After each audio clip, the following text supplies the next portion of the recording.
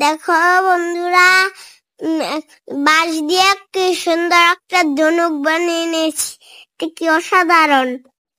এটা দিয়ে এখন গুলি মারলাম।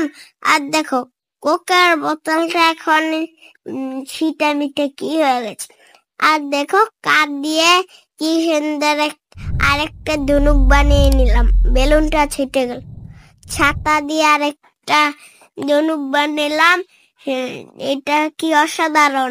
দেখো বন্ধুরা, তোমরাই বলো এটা কেমন হলো। দেখো, এটা দিয়ে এবার গুলি মেরে দিলাম।